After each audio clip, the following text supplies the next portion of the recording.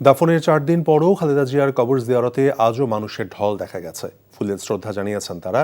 বিএনপির জাতীয় স্থায়ী কমিটির সদস্য নজরুল ইসলাম খান বলেছেন, শ্রমজীবীদের কল্যাণে কাজ করেছিলেন শহীদ রাষ্ট্রপতি জিয়াউর রহমান এবং বেগম খালেদা জিয়া।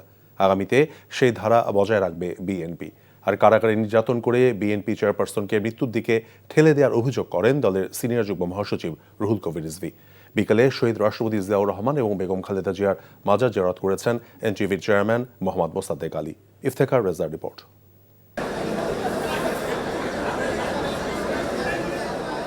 ফুলে ফুলে ছেয়ে গেছে পুরো কবর। তিনবারের প্রধানমন্ত্রী বেগম খালেদা জিয়ার প্রতি শ্রদ্ধা আর ভালোবাসা জানাতে সবাই ফুলের ঝাঁপি হাতে নিয়ে সকাল থেকে আসতে শুরু করেন জিয়া উদ্যানে।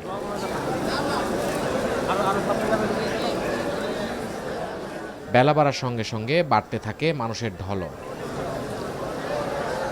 দূর দূরান্ত থেকে এসেছেন অনেকে।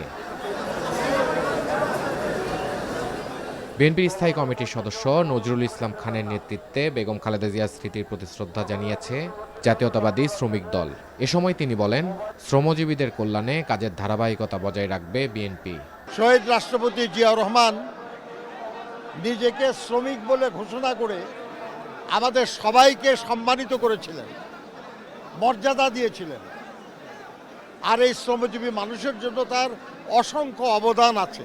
দেশনেত্রী বেগম খালেদা জিয়াও শ্রমজীবী মানুষের জন্য অনেক কিছু করেছেন। তারা যে পথে যেভাবে এদেশের মানুষের জন্য কাজ করেছেন, আমরা যেন সেই কাজটা সম্পন্ন করতে পারি।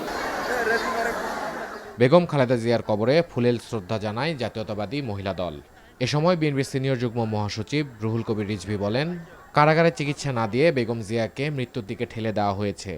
অনেক দুঃখ, সংকট, চাপ, হুমকির মুখেও জনগণকে ছেড়ে না যাওয়ার যে দৃষ্টান্ত, সেটা দেশনেত্রী বেগম খালেদা জিয়া তিনি দেখিয়েছেন। পায়ে হেঁটে তিনি কারাগারের মধ্যে গিয়েছিলেন। সেই কারাগারের মধ্যেই চক্রান্ত হয়েছে, ষড়যন্ত্র হয়েছে, তার চিকিৎসা দিতে দেওয়া হয়নি, তার ভুল চিকিৎসা দেওয়া হয়েছে।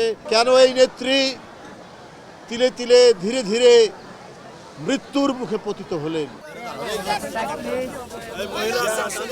এদিন শ্রদ্ধা জানান সাবেক প্রধানমন্ত্রী বেগম খালেদা জিয়ার রাজনৈতিক সচিব ও এনটিভির চেয়ারম্যান আলহাজ মোহাম্মদ মোসাদ্দেক আলী।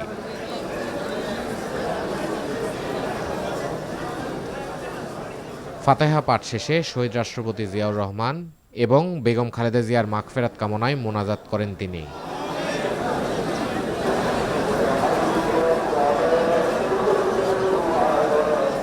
Iftekhar Reza, NTV news, Dhaka.